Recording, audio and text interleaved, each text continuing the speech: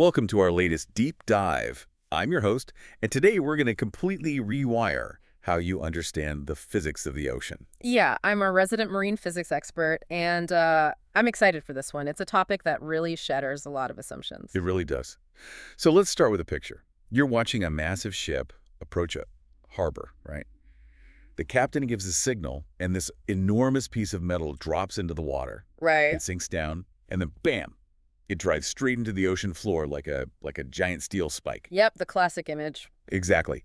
And it just locks the vessel in place by sheer grip, right? Right. Just holding this colossal ship against the wind and the waves. Well, that image we all have in our heads of the heroic anchor, spiking into the seabed, that is a complete myth. Wait, really? A complete myth? Total myth. When a ship drops anchor, that heavy steel device it's not spiking into anything. It actually just lies there on the bottom. Just lying flat. Yeah, just lying flat. And even more surprisingly, the anchor itself contributes like only a fraction of the total holding force. Okay, so if the anchor isn't doing the holding, what is?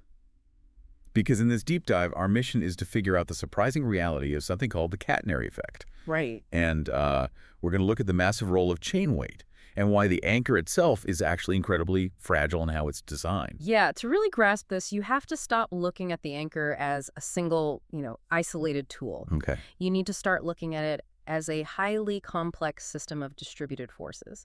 We have to understand what an anchor actually is, and just as importantly, what it is not. So the type of anchor we are talking about here for our listeners is called a stockless anchor, right? Yes. And this is basically the standard used on virtually every single large commercial vessel today. Yeah, pretty much all of them. If you look at a stockless anchor, it basically consists of two flukes, and those are the pointy shovel-like parts. It's a shovel. Exactly, and they're mounted on a central shaft called a shank. The design intention is that when this lands on the seabed, the flukes dig into the soil. Okay, makes sense. And then the soil's resistance provides the holding force. But, and this is the kicker, this entire design is totally dependent on the direction of the load being applied to it. Okay, let's unpack this for a second. Yeah. You're saying if I drop a 10-ton piece of solid steel, it doesn't just sink into the mud under its own weight. Nope. It has this Achilles heel based purely on the angle of the pull. Yeah, exactly. The anchor has no inherent grip just by being heavy. I mean, it is incredibly directionally sensitive. How so? Well, if the load is applied horizontally, meaning the pull is moving perfectly parallel to the seabed, those flukes dig in beautifully. They resist the pull. Okay. But if the load is applied at an upward angle, like even slightly pulling the anchor away from the seabed, those flukes lose their purchase entirely. Oh, wow. Yeah, they just pop out of the dirt and the anchor just drags uselessly along the bottom. So if an anchor is entirely useless when pulled upward, I mean, it seems mathematically impossible for a ship floating 50 feet above it to stay put. Right, because the ship is up high. Exactly. Yeah. The ship is inherently pulling up. So how does the anchor not just immediately drag the second the wind blows? Well, this is where we introduce the real hero of the entire operation. It's the chain. The chain, not the anchor. Yeah, the chain. We tend to think of the anchor chain as just a leash connecting the ship to the anchor, right? And just a tether. But it's actually a massive structural element. We are talking about a chain that can weigh hundreds of tons. Hundreds of tons just for the chain. Oh, yeah. Individual links can be as thick as a person's thigh and weigh over 100 pounds each.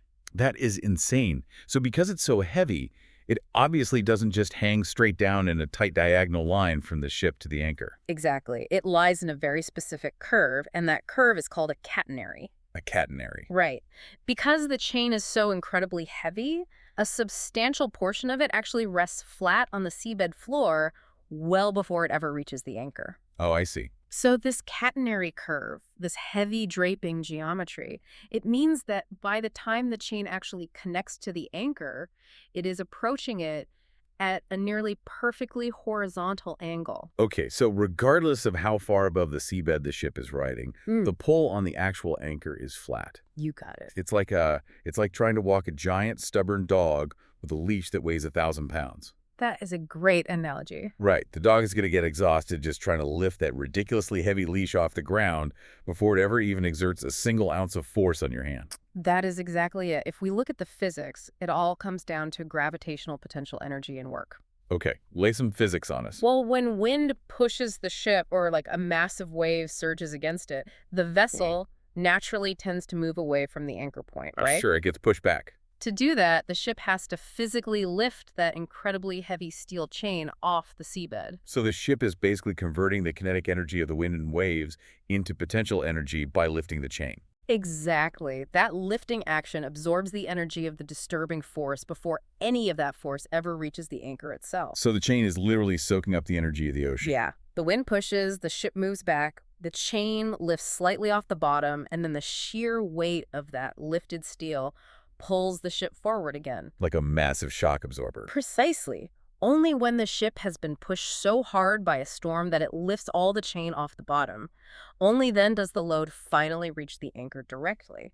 And even then, because of the geometry of that catenary curve we talk about, Yeah. the force arrives at that low horizontal angle. Exactly, which maximizes the fluke's ability to dig in. Okay, so if the chain is doing all the heavy lifting, literally, how much chain do you actually need to create this massive shock absorber? Good question. I mean, you can't just guess when you're parking a multi-million-dollar vessel, right? No, definitely not. There is a very practical rule of thumb used by mariners. You deploy 5 to 7 times the water depth in chain length. 5 to 7 times. Okay. Right. So if you are in 20 meters of water, you are putting out at least 100 meters of chain. Wow.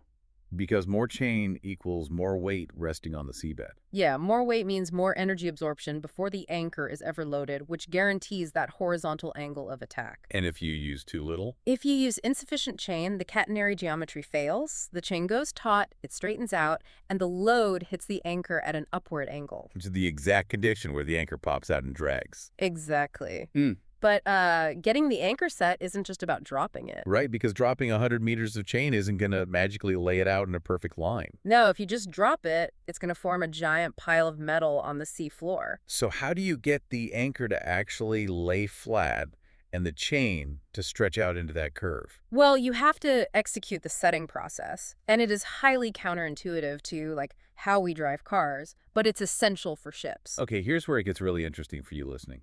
They don't just drop it and park, do they? Nope, they actually have to drive the ship in reverse. Wait, in reverse. Yeah.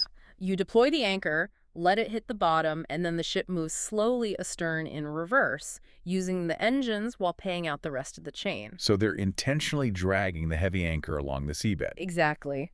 As it drags horizontally, those flukes are forced to pivot downward and bite into the soil, and that builds up the resistance. Wait, so if you're dragging it to set it, what happens if the bottom is just like solid rock? Does the anchor just bounce along the bottom like a skipped stone? Yeah, dragging over rock or hard coral is highly dangerous and notoriously unreliable.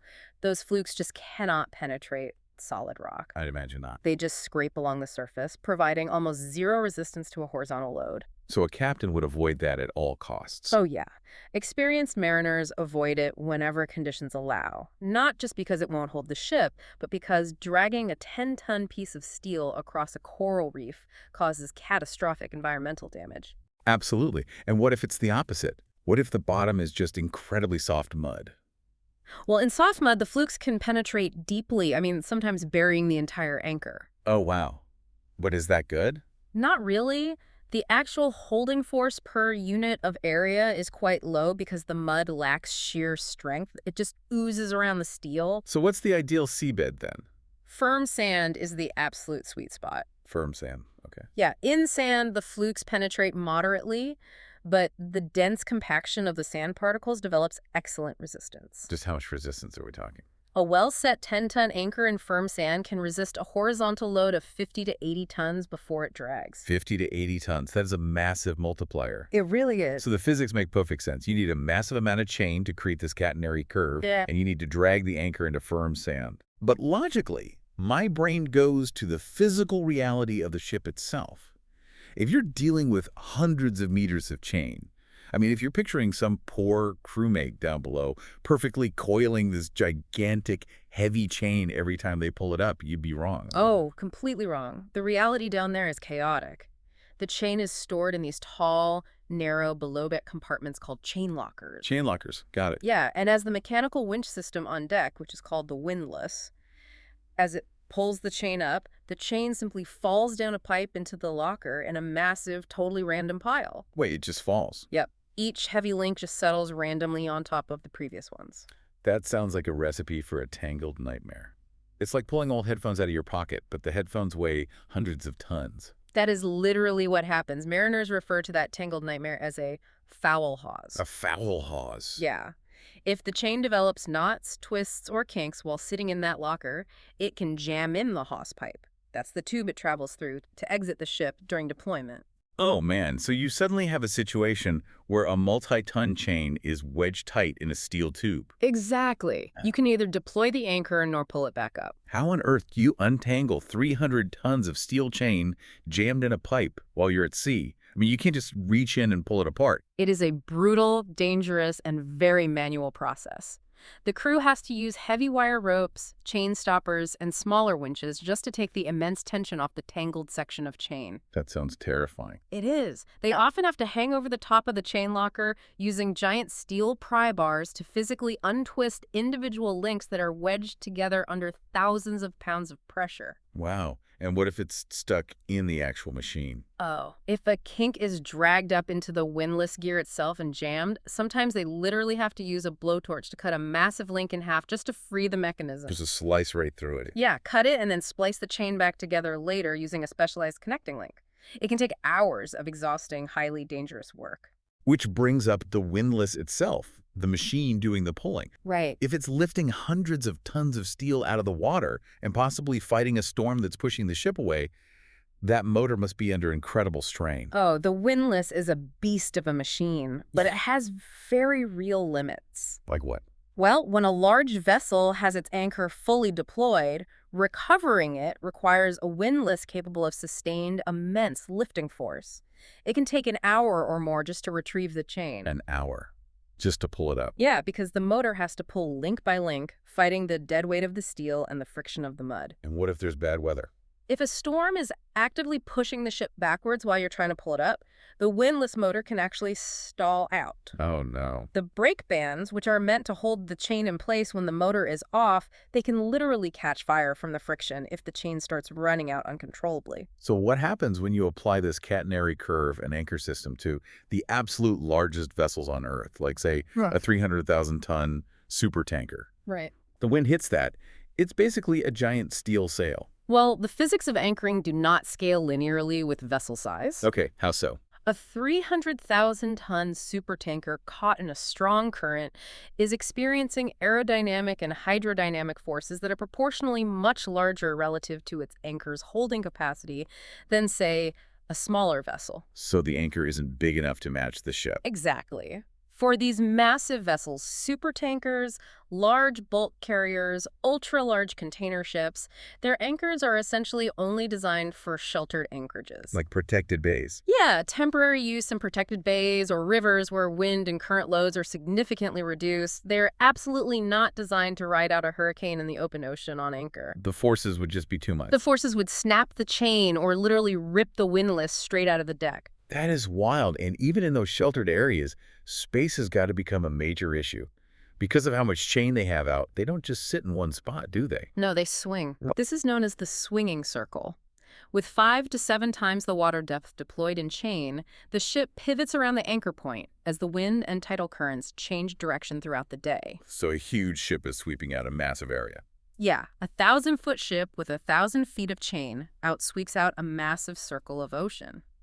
In a crowded commercial anchorage, a ship with a large swinging circle is a huge risk. Because it could literally swing into adjacent anchored vessels. Exactly. So how do they fix that without just, reeling in some chain and ruining the catenary curve we've spent so long talking about? They get creative. Large vessels in crowded anchorages will deploy 2 anchors. 2 of them. Yeah, they might drop one anchor, back up and drop a second one at a wide angle, and then adjust the chains so the ship sits at the apex of a V. Oh, okay. This dual anchor setup significantly limits that swinging circle and provides redundant holding capacity, but it also vastly increases the risk of those 2 massive chains twisting around each other if the ship swings fully around. Which goes back to the foul hawse nightmare. Exactly. So we've established that water depth requires exponentially more chain. Yeah. If you're in 20 meters of water, you need roughly 140 meters of chain. If you're in 50 meters, you need 350 meters of chain. Right, following that 5 to 7 rule. So what happens when you are in 1,000 meters of water? I mean, the chain weight required would rip the front of the ship off, wouldn't it? It absolutely would. There is a hard physical limit to conventional anchoring. What's the limit? For most commercial vessels, the maximum depth limit is roughly 80 to 100 meters. Wow, that's really shallow when you consider the ocean. It is. Beyond that, the amount of chain required to maintain that crucial catenary geometry would be so long and so incredibly heavy that the ship literally couldn't carry it. And the windlass definitely couldn't pull it back up. Right. The equipment simply couldn't handle recovering it. The dead weight of the chain hanging straight down into the abyss would exceed the pulling capacity of the ship's machinery. So if a massive drill ship needs to hold its exact position in the middle of the deep ocean where it's, say, 1,000 meters deep, they physically cannot anchor. It cannot. But hovering in the open ocean sounds impossible. How does a ship practically carry enough fuel to constantly fight ocean currents? And how do thrusters react fast enough to a rogue wave without ripping the ship apart? Well, they use a marvel of engineering called dynamic positioning. Dynamic positioning, or DP. Right, DP. Modern DP systems replace the anchor entirely. There is zero physical connection to the seabed. None at all. None. A DP vessel relies on an incredibly sophisticated power plant, usually a massive diesel electric system, that provides redundant, continuous power to azimuthing thrusters. Azimuthing thrusters? What are those? Basically, they are propellers located underneath the hull that can rotate 360 degrees, pointing thrust in literally any direction. Wait, but how does the ship know exactly how much thrust to apply and when? I mean, human reaction time isn't that fast. Oh, it's not run by humans. It's run by highly advanced algorithms. The ship uses military-grade GPS, acoustic positioning from transponders dropped on the seabed, and gyro compasses. To know its exact spot. Down to the centimeter. Simultaneously, environmental sensors are feeding data about wind speed, current velocity, and wave height directly into the computer. So it's analyzing the environment in real time. Yes. The algorithm calculates the physical forces hitting the hull and automatically fires different thrusters around the ship, adjusting their output and angle several times a second. That is incredible. It even anticipates the force of a rogue wave based on sensor data and ramps up the thrust to counteract it exactly as the wave hits. So it's essentially hovering in place over the deep ocean by constantly shadowboxing the elements in real time, completely untethered. Exactly. And doing it while burning a massive amount of fuel, obviously. I bet. A large offshore DP vessel might burn dozens of tons of marine diesel a day just to stay perfectly still. Just to stand still. Yeah. But DP allows these specialized vessels to hold a precise position in depths where dropping an anchor would be physically impossible. It has completely revolutionized deepwater oil exploration and subsea cable laying. So when you look out at a ship sitting peacefully off the coast, the reality of what's holding it there is so much more complex than just a heavy piece of metal digging into the dirt. Absolutely. The anchor itself is really merely the final desperate line of resistance. It is the chain, hundreds of tons of it, draped in that perfect mathematical catenary curve that is doing the real work. That's right. It absorbs the ocean's energy through sheer mass of weight, ensuring that if force does reach the anchor, it arrives at the exact right low angle. It is a brilliant mechanical system, but it requires constant human vigilance because if any part of that system is compromised, if the chain goes taut, if the anchor hits rock instead of sand, or if the wind suddenly shifts, the system fails. The anchor pops out of the mud. And the vessel begins to drag. Which is terrifying when you realize these massive vessels have no brakes. Oh, yeah. So for everyone listening, imagine this scenario. Imagine the intense reality of something called anchor watch. Anchor watch. Picture being the officer on duty on a 150,000-ton cargo ship in a crowded anchorage. Okay, I'm picturing it. It is 2 a.m, pitch black outside. A severe storm is rolling in, and 50-knot winds are screaming across the deck. Sounds awful. You are staring at the glowing radar and GPS monitors on the bridge, and suddenly you notice a slow, progressive drift in your vessel's position. Oh, no. Your anchor is dragging. That is a total nightmare scenario. Hundreds of tons of your ship are now moving uncontrollably in the dark, sliding toward a shallow reef, or worse, drifting directly downwind toward another massive sleeping ship anchored just a half-mile away. What do you even do? You have to make a split-second, multi-million-dollar decision. Do you pay out more chain and pray the anchor catches again in the mud? Risking it dragging further. Right. Or do you hit the general alarm, wake the captain, fire up the main engines, and desperately try to maneuver a massive steel behemoth out of a crowded anchorage in the middle of a hurricane? With no visibility. Exactly. In those conditions, you might have exactly 60 seconds to decide before a catastrophic collision is unavoidable. Wow. Next time you see a vessel out on the water, remember, there is no giant steel spike driven into the earth holding it safe. It is a delicate, massive balancing act of gravity, geometry, and a whole lot of heavy chain lying quietly in the mud, waiting for the wind to blow. Perfectly said. Thanks for listening to this deep dive. We'll see you on the next one.